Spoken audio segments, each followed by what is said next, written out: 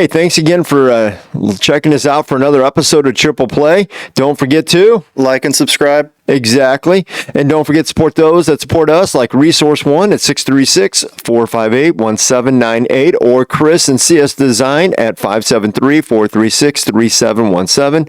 We appreciate everybody's help. And if you're looking to sponsor, give us a holler. We're definitely always open to helping it push more people. And on top of that, we have memberships out there. So don't forget to check out ways to support us through either a membership or through going out and buying some merch on our website. That all helps us one step at a time, and we will catch you. Well, Ryan, it's good to see you, man. It is. Great to see you. Great to be here. Yeah. Who we got today? You want to introduce who we got today? I don't mind doing it all. Okay. Guy's right behind us, right? So it's a guy running for president, Ryan Binkley. So, and did I say that right? Did I say your last name the right way? I want to make sure I say it. That is correct. Okay. Ryan Binkley, Dallas, Texas.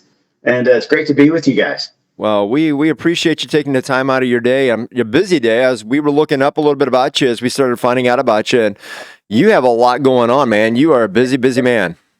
Yes, we are. We tell people I'm married. I got 5 kids, 13 to 23. And we have a business. We do mergers and acquisitions. We actually do several things now. Strategic consulting, even have a couple restaurants. But the company's grown quite a bit in the business consulting arena. And then we're also pastors of a church. And I tell people now I want to get involved in politics. And at the same time, I used to be an aspirational weekend professional golfer. And so I'm talking to my wife about all these things here. Now I want to run for president. And she's like, well, one of these they're going to have to give. And I'm like, you're not thinking less time with the kids, are you, sweetie? Because I love those guys. I'm not sure. But anyway, we do have a lot going on, but it's a great fun time right now. So I'm guessing golf went by the wayside. It's kind of scary thought, so I've only played like once, I think, in the last 3 or 4 weeks, and it was a bad outing. It was in the 90s, and it was not good. It was no good. So, well, 90s isn't terrible. For anybody that doesn't play golf, 90s, if you're not playing golf, is not terrible. That means you're keeping score, and you're on the golf course more often than not. Yeah, I'm like, I should be hitting low 80s. That's what. So it was one of those things. So, or at least mid 80s. Mid 80s. Low 80s. That's almost. You are almost a semi-pro that way. So. I am. I should be, in fact. But anyway, those days are going to have to wait. I can tell already. Those days are gone, I think. But if you're in Dallas, Texas, you got a Hank Haney not all that far from you, don't you? So, in his ranch? Every kind of golf course you could imagine over here, like everywhere else probably. But it's real big in Texas because you can golf 12 months a year. Right. And so it's something you can do year-round. This is kind of the only time of year you don't want to do that because it's so hot. But anyway, every other time you can. So how did you get going? So you when I'm looking at this, so did you start the church first, or did you start the business first, and then what led to you wanting to get in politics? So basically, give us a little bit about yourself. Tell us your background.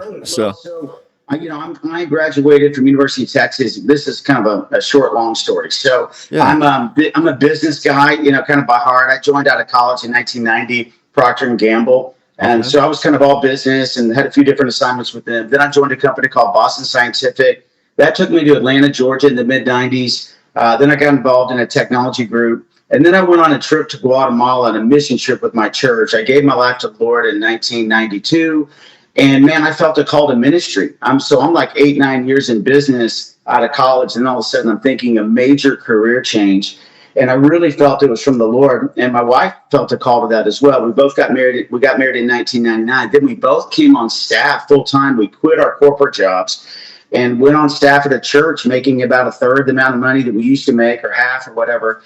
And we were loving it. We were doing inner city ministry in Atlanta. We had a young adult discipleship school. We were kind of on that track. We thought we'd be, doing church life forever. I never thought I'd put on a suit again, honestly. And that was, 22 years ago.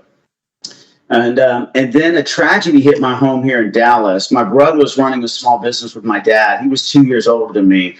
My best friend, best man at my wedding, and he was killed by a drunk driver on Martin Luther King Day, 2001. And that just caused us to pray and shift our whole life and really think, okay, should I come back and help my parents?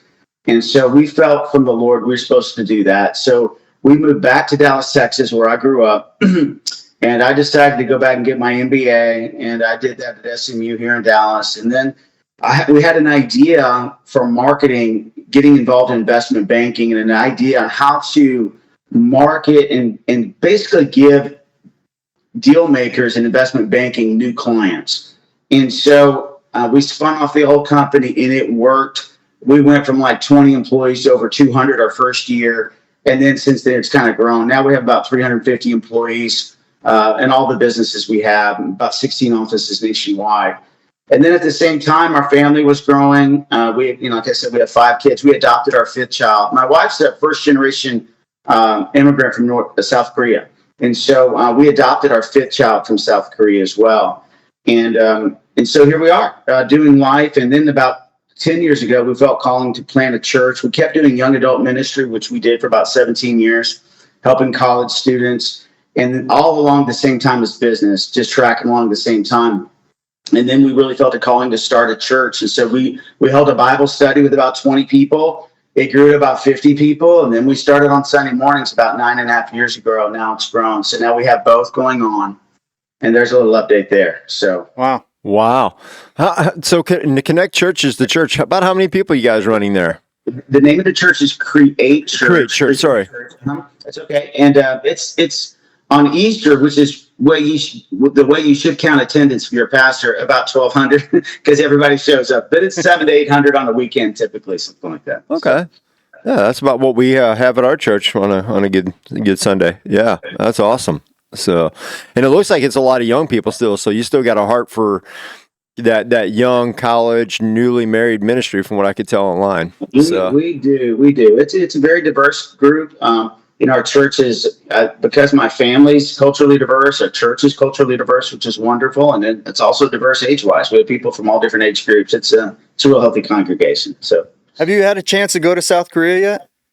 Yes. Have in fact, we went there. Yeah, we went there when we adopted our son, James. That's amazing. We went there. It's a beautiful place. Have you been there? I have. Yeah, he played over there for a year after. That's why I was bringing it up. I played baseball over there with the Doosan Bears in Seoul, South Korea, for about 4 months. Yeah.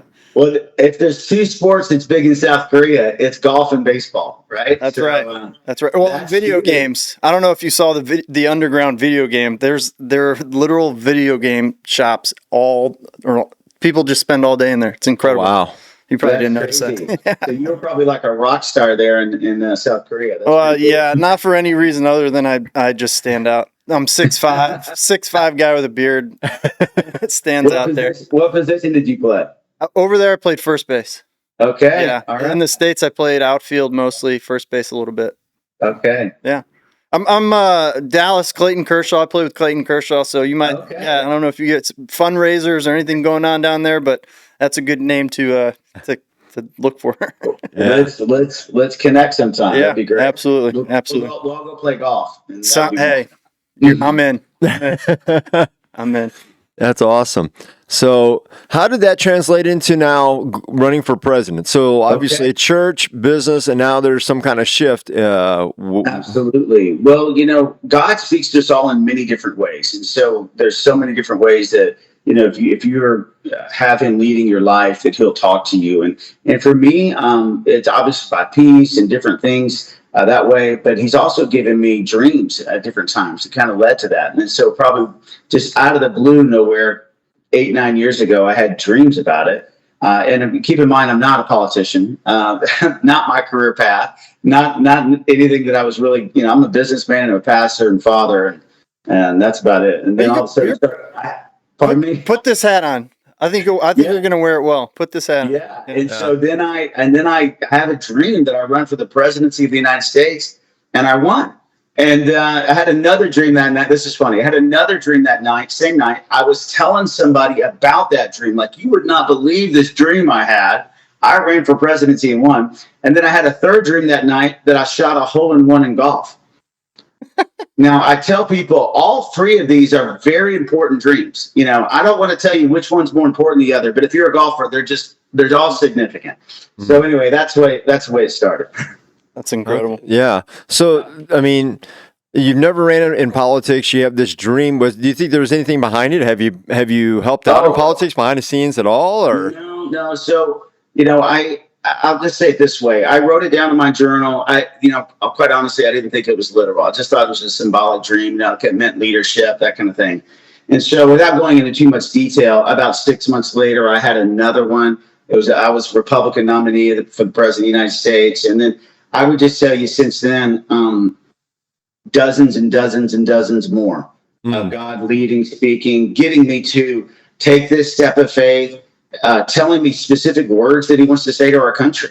And so right now, for the last couple of years, if you would have asked me 3 years ago, Ryan, would you ever run? I would have undoubtedly said yes. I mean, it came that much to where, but I wouldn't have known when. And about 2.5, 3 years ago, really began making it clear that it's this election, it's 2024.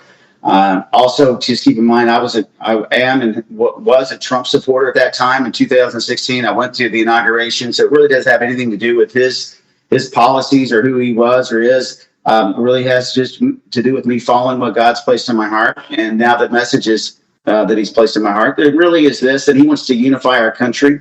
In the book of Ecclesiastes, it says there's a time for war and a time for peace, a time to tear down and a time to build up. And I really believe God wants to heal our nation. We've never been this divided in my lifetime that we are right now as a nation.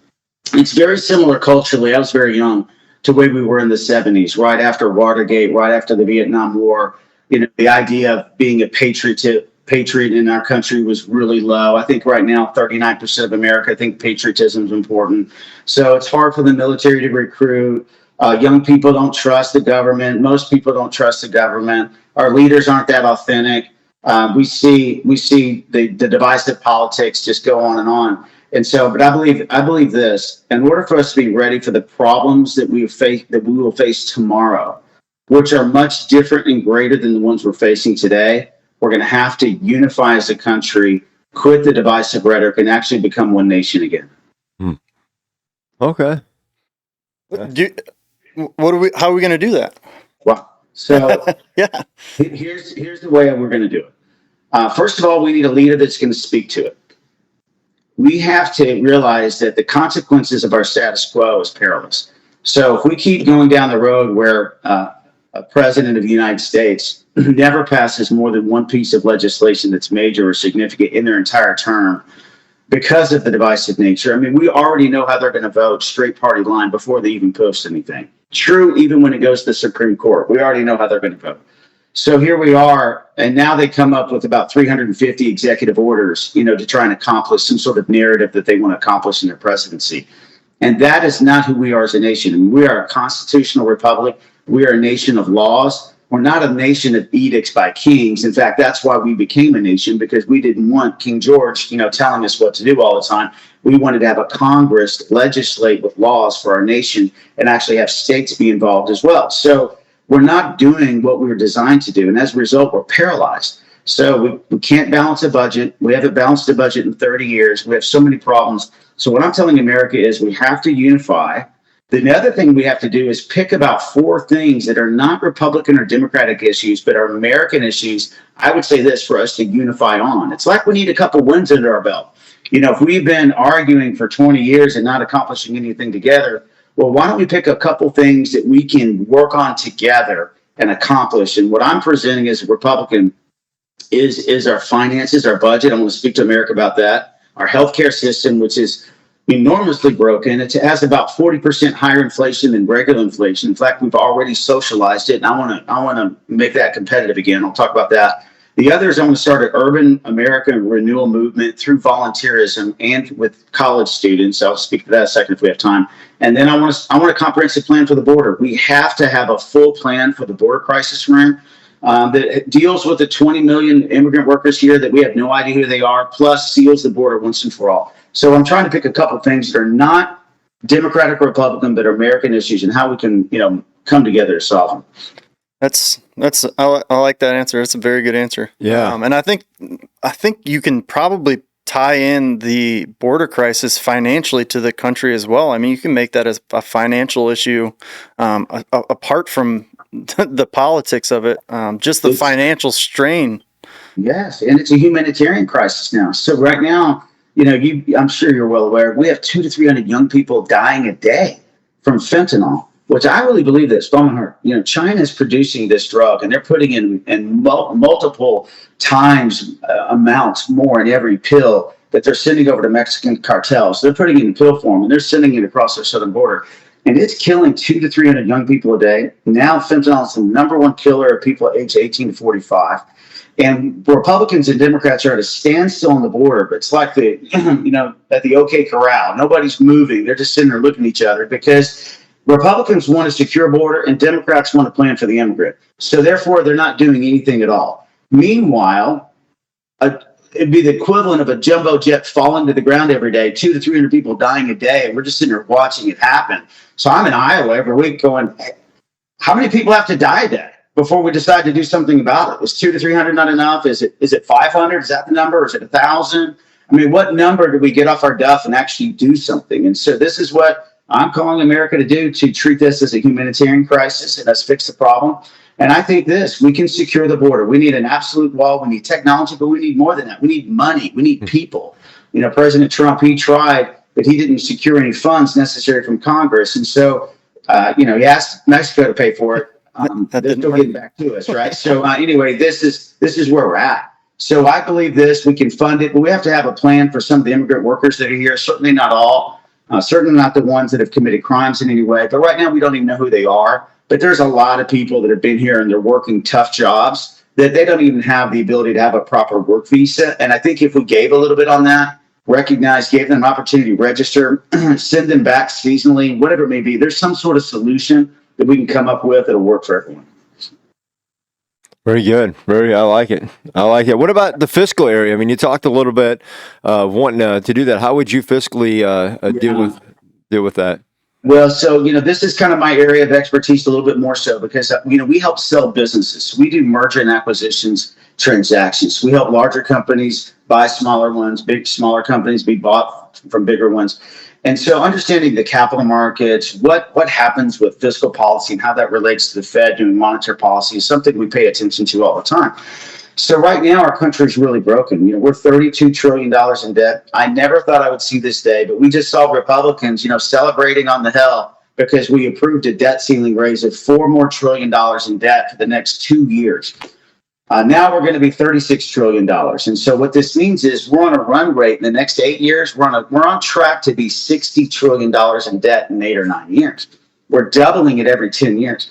So what this means to us personally is that we have a deficit of about $1.5 trillion to $2 trillion every year, meaning, that's the equivalent of, say, the average household, maybe 80 grand a year, but they're spending 110,000 a year, every year for 30 years. And now they want a new house, they want a new car. And we're like, hey, you can't afford this. And this is where our country is. We're spending 25% more than we're bringing in every year for 30 years. And the only way for us to make the interest payments, so right now, interest payments on this debt is about 8% of our total budget going out, and we don't have the money for it. So we have to print money, roll the printing presses to make that interest payment. And so this is now a snowballing effect on our whole economy. And what you saw about 90 days ago with those 3 bank failures, that could be the canary in the coal mine of what happens in the future, because when the Fed tries to control inflation by raising rates, what that does is it devalues all the bank's assets and treasuries. And so when it went up that fast from 0 to 5% or whatever it was, now all the T-bills they have are worth about 80%. So if there's a run on the bank, they can't supply the need, and boom, that's when the government steps in. So we end up creating a very faulty situation. And I really feel this way. Our generation, I'm 55 now. If we don't solve this crisis, so what I would do is I would have to look into the camera, talk to the American people about how important us to be solvent financially it means to our children's future. When I got out of college, I was able to get an apartment and a car. Kids today can't afford to do that. Apartment in Dallas, Texas is $2,000 for a 1-bedroom. Car payments are an all-time high. Kids are going out of college. They're going home to live with their parents now. Do you have friends that do that? I mean, they're kids, or they're getting 3 to 4 roommates with a 2-bedroom. So it's not what even college students wanted. And so we just have to communicate that it's time for us to tighten the belt. This is our sacrifice. The greatest generation actually gave up their lives for our freedom.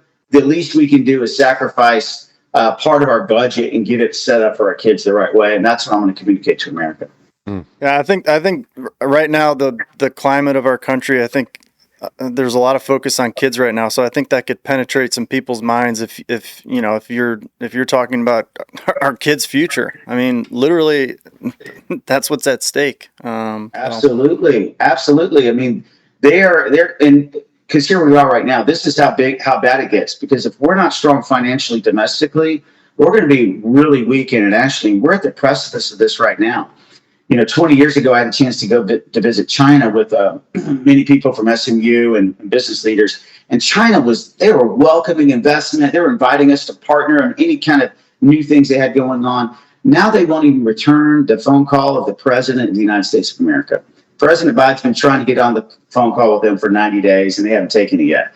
And the reason is they're trying to move on without us. So they want to replace the dollar as the world's reserve currency. They're in a much better position financially than we are. They have about a third of the debt we do compared to their GDP. So they're loaning money to Brazil and Eastern Europe and Africa, and we're kind of on the sidelines right now. So if they ever make a move on Taiwan or anybody else, what's the world going to do? They're going to be in their pocketbooks. And so just from a leverage standpoint, we have to be strong here, and the world will pay attention. Are you going to do that with our resources? I mean, they're switching the petrodollars being switched to the Chinese currency. I mean, as we speak. I mean, the only way for us to really stop that is for us to be solvent financially. Yeah. So instead of loaning money to other nations, we're borrowing.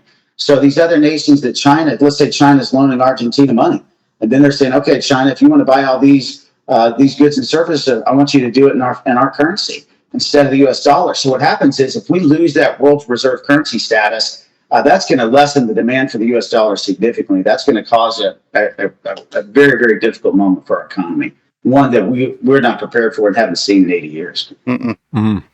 Do you have have you narrowed down your take on the, we'll just say FBI, CIA, the whole apparatuses that are up and running? Yeah, we have no core values in our country at a leadership level. So, our nation, it seems all of America's this way. So like we lost our true north. My oldest son was an Eagle Scout. So that's a funny story. But when he got his Eagle Scout badge, he was awarded with that. I got awarded with a 7-day hiking trip with 10 overweight dads and their kids in the mountains of New Mexico. And so it was a 80-pound backpack trip for 7 days, and no GPS, no iPhones, nothing like that, just compasses and maps. And the second to last day, we got lost. And it caused a lot of frustration with everybody because we were running short on water. We missed a turn. We were going to have to go back and miss an entire day of getting home early if we didn't trust this compass. But finally, we decided to listen to these Eagle Scouts with a compass, and we got to where we needed to get to. But this is what occurs to me. We don't have a compass anymore in our nation. We don't have a true north. We don't have this thought that integrity is more important than politics, or we don't have this thought that freedom is more important, that law is more important, or truth is more important. So we've lost this inner compass, and I'd have to bring that back to at every level of the federal government, to where if you have a boss that's asking you to break the law, if you have a boss that's asking you to breach these core values, then you have the right to go to the press or go to us if it doesn't challenge national security, which these issues didn't. And in fact, we just have to restore integrity back, just like any company would. If you got bad leaders in there, you have to get rid of them and put good ones in. It's not that everybody in the Department of Justice is crooked or wrong. It's just you have to have leadership that conveys those core values that we all hold dear. I like it. Yeah. Yeah. Yeah. Right now, we're still used to asking, what can the government do for us? And I'm going to be asking in America that it's time to volunteer again. It's time for us to show up. And, the minorities in urban America in the education system, I read this the other day, Black children in urban America, only at the 8th grade level, only 15% of kids are reading at the 8th grade level. Mm. And so what I want to do is I'm going to start like a Peace Corps. You remember the Peace Corps from the 70s? Yeah. He might. I want to start a Peace Corps with young people and say, listen, the world has come to America and they're coming to our inner cities. Let's do a volunteer movement. If you want to change America, you want to change the culture of our country, Abandon politics. I'm going to be with Turning Point here in a couple of weeks, and I'm going to tell them all, abandon politics, but join us in the movement to love your neighbor. If you want to change America, give five hours a week, mentor a third grader on how to read. Studies show if third graders don't know how to read, they end up in poverty. It's so amazing. The alarming results. If kids don't learn to read by the time they get third to the eighth grade, they come up, they're so far behind.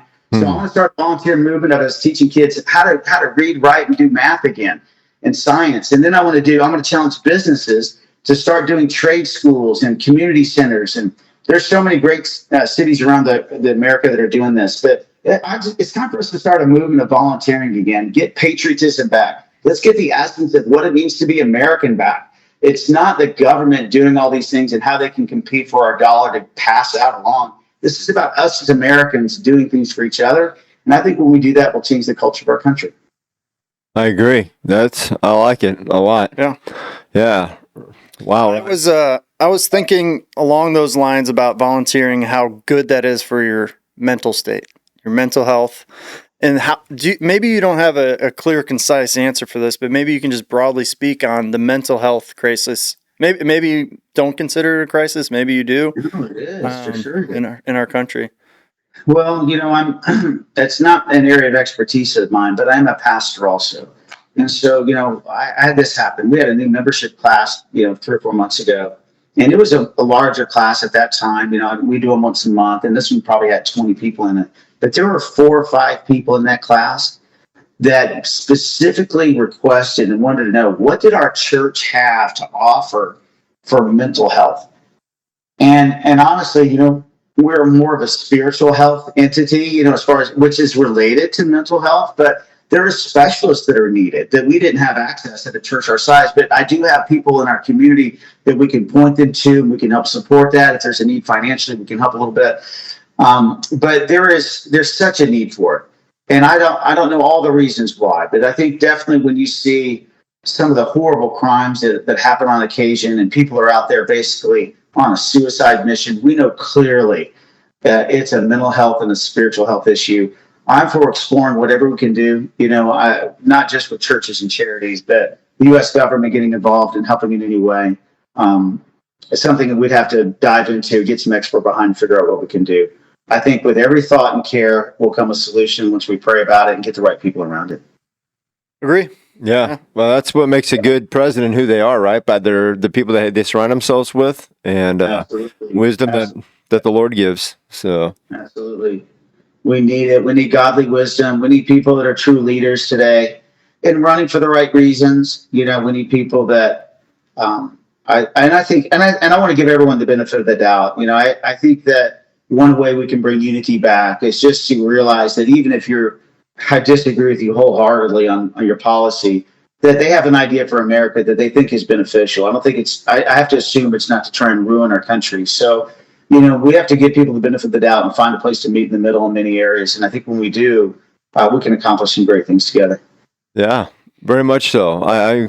We find that on our radio show. We've had a lot of people who have different perspectives that have walked over here, and we've talked to, and they are politically probably on the opposite side. In fact, I know some of them are, but we can agree. There's things we can agree on, just like you talked about. There's core things. That's what made Reagan. A lot of people don't understand that Reagan was really successful because he chose things that Americans on both sides were about 80 to 90% in agreement on. Absolutely. Yeah. Well, there's most Americans are very similar in that they want a safe place to lay their head. They want to wake up, know that they have something that they can do or produce, and be able to eat. and it's that simple. And if those 3 things are on the mindset of, I think, politicians, I think you can speak to them. Yeah. That's so true. And this is what I think too. It's another thought for us as Republicans as we think about how do we engage in urban America. Because right now, 80-90% of them are voting Democrat. And the reason they are is because, and that's in the heart of urban America, and the reason they are is because they feel like the Democratic Party is more at the table with them than we as Republicans are. But I know many Republicans give personally and privately. They give a lot into areas that are needed help from income perspective and that kind of thing, and welfare needs. And so, but the Republican Party doesn't really, our messaging isn't really good. And I think this, if we can just start diving in there and start leading in there, that, and recognizing that socialism is pretty compelling when you're poor. Because if you're poor, like you said, I want to eat. 11% of America goes home hungry every night. That's a real number. That's difficult to think about and to understand. Wow, somebody that's really hungry and I'm promising them things. That's very compelling. But so what's the Republican alternative?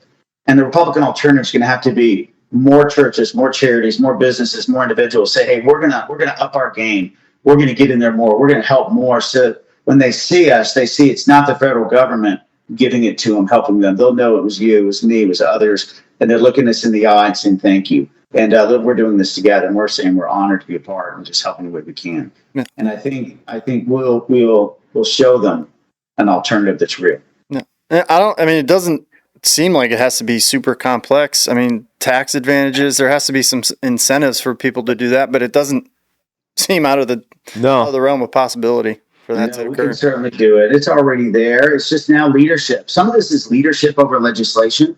It's us speaking to it. It's getting behind our cities. I tell people it's kind of a move I'm calling Own Your City. I tell this story real quick.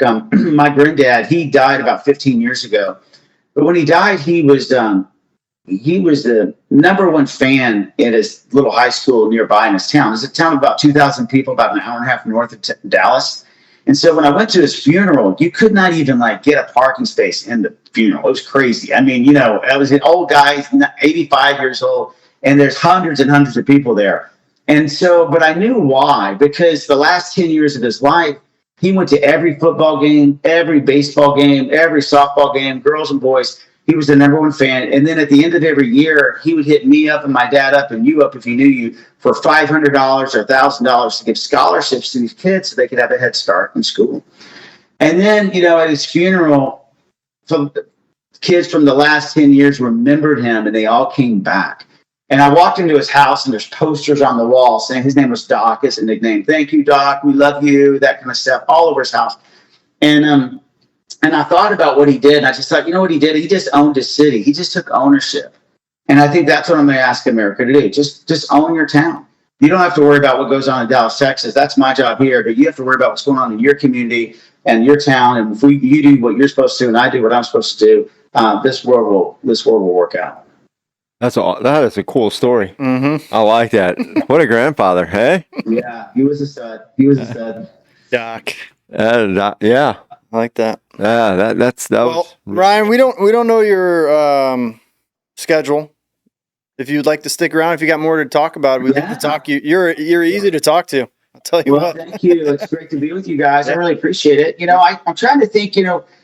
There's so many core issues. I think I can leave it at that for now because there's so many great things to talk about. Of course, I'm pro-life. I think I want to start an adoption movement, a cultural movement regarding life. Picking some of the areas that are very divisive in our country. How can we help heal them? I really feel like foster care needs to be amplified more and also help more and also start an easier path to adoption.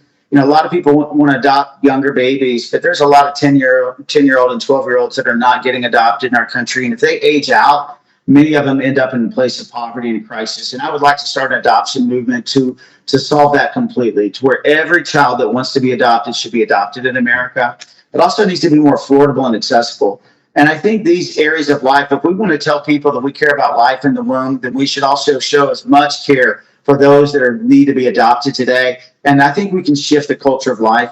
I also want to help women in the time of crisis. If it's an unplanned pregnancy, I think we can do more as a nation, privately and publicly for that, just to help them, let them know that we care. And because a lot of women that are in a point of crisis, they don't have a father or mother there at that moment. They're making that decision. They don't have a husband there. Many times they're by themselves. And I want to try and create a movement where we have more resources available to them.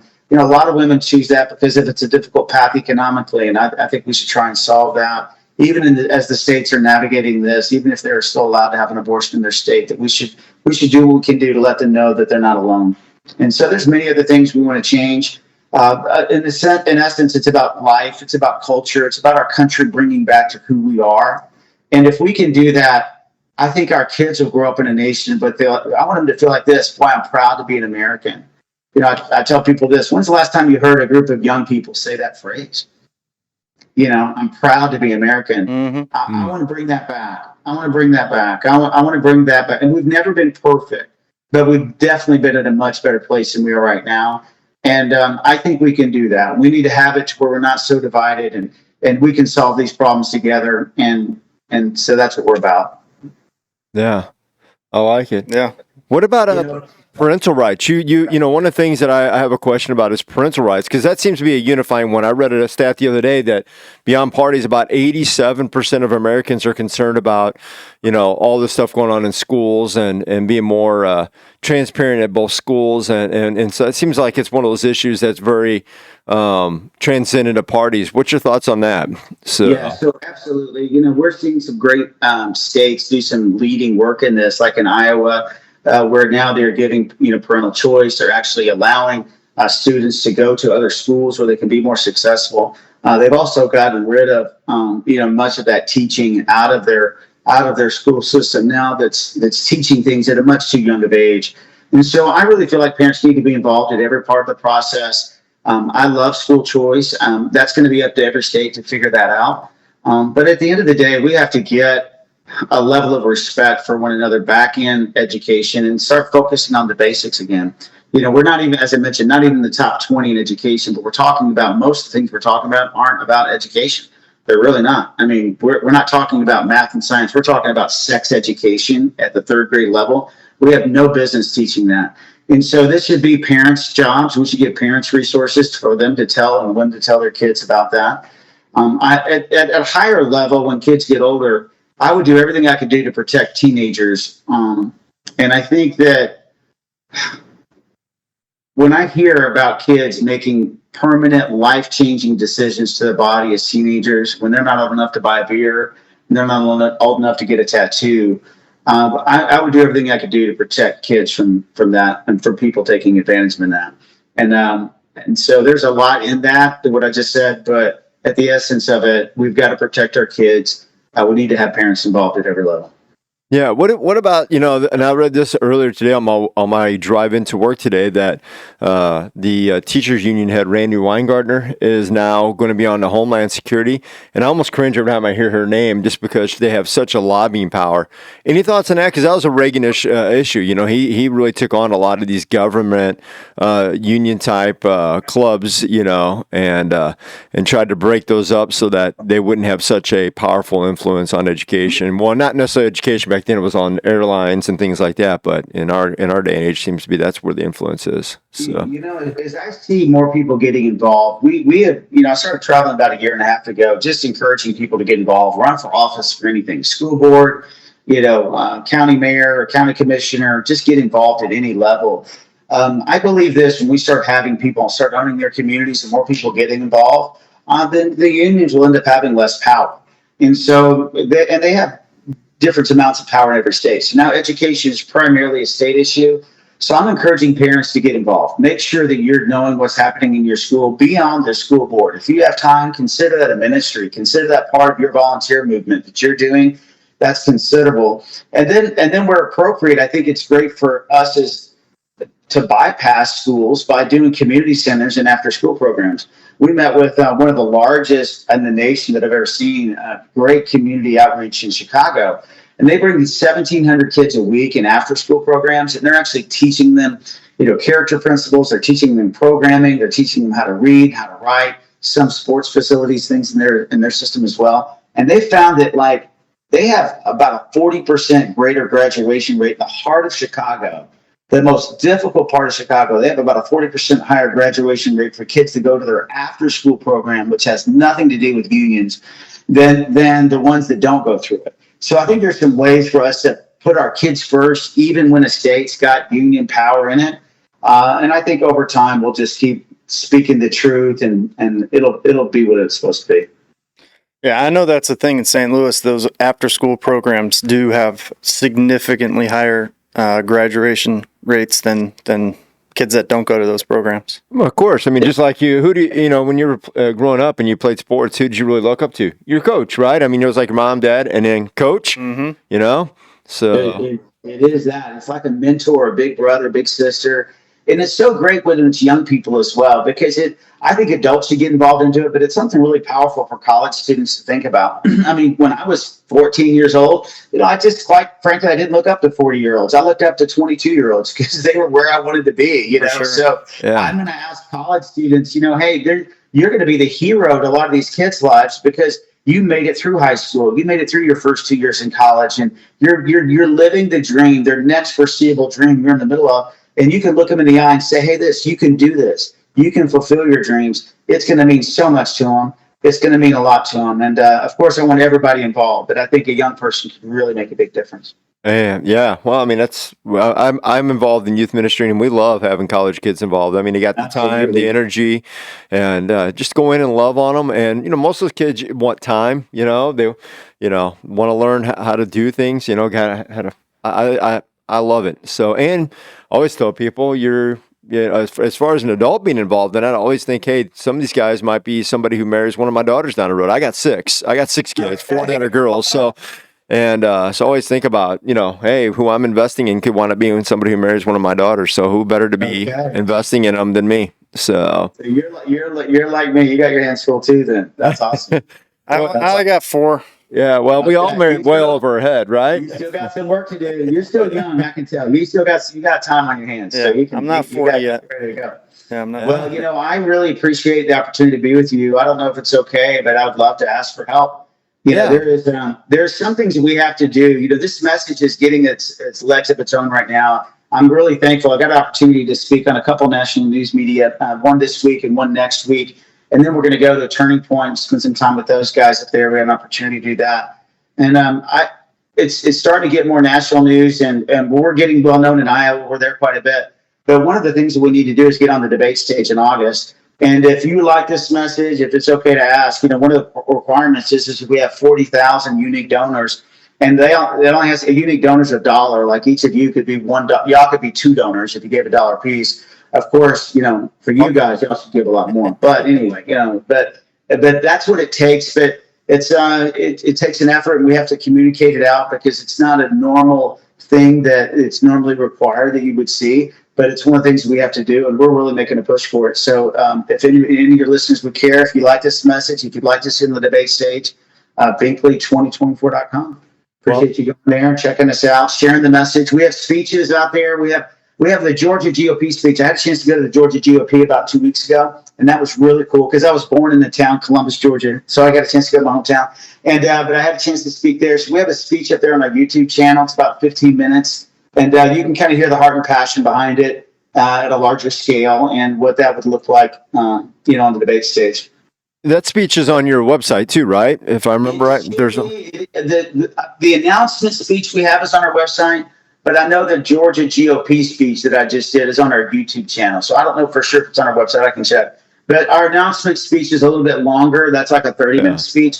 And my wife speaks on that as well. And she's a rock star. You can hear her. Everybody says she just did amazing. So she's amazing. That's awesome. We love your help. We appreciate your help. And I really appreciate the time with you guys. I'd love to come back. No, we appreciate you. And if you're through St. Louis, definitely give us a holler. We'd love to have you in studio sometime. For those who just heard all that, by the way, just as an FYI, we'll have in the show notes a link. So if you're watching or listening to this episode, whatever format you're doing it, whether it be at a Spotify or YouTube, Rumble, iTunes, whatever you're listening to catch it. Yeah, to catch this, just go down to show notes. There'll be a link there. We'll put it to both the sponsorship on the website, and we'll also put one. We'll find the YouTube channel, and I'll make sure we get that on there as well. So that way you can get to those real quick and be able to donate. And not only you, but if you're married like me, I already gave $1, and I told my wife, hey, guess what you need to do? Give $1. So we did that this last weekend, and then I called a couple of my family members, said, hey, consider, I'm sending you a link via text. Take a look at this. I'm not asking for a lot. $1, help this guy get on the national debate. Do me a favor. I know you can come up with $1. If it's a big deal, I'll buy you lunch next time we get together. So, that's something. Yeah. I mean, if you're listening and you want to, I mean, from what I can tell, an honest, steadfast, empathetic, well spoken, very smart, well planned. Is going to have good people around him. Guy running this country. Consider Ryan Binkley. Exactly. Well, and you need 40,000. You said, right?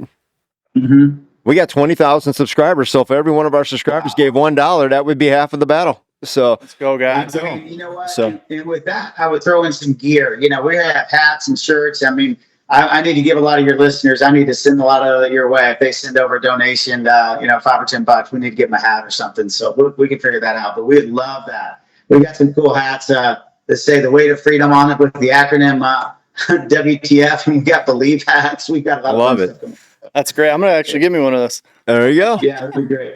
There Well, you I go. appreciate it. Thank you so much. And we'll figure out a way to make all that happen. But I really appreciate it. Hey, well, thank you so much for your time. You have yourself a blessed day, and hopefully we'll catch you soon down the road and see you in August on the debate stage if all goes well. That'd be great. So, I look forward to it. God bless you. All right. Thank you Take very care. much. Bye-bye. Take care, Ryan. Thank you. bye.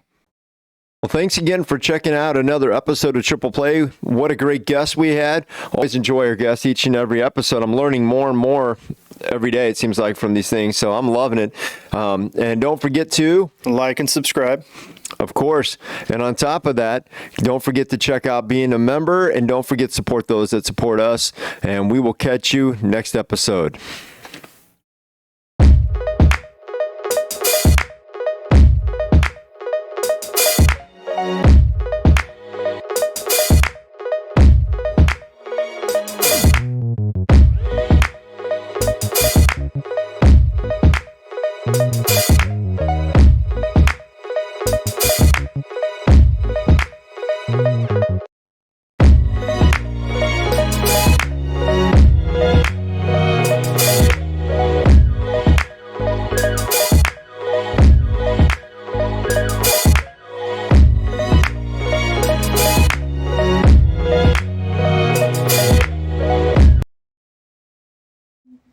You're safe.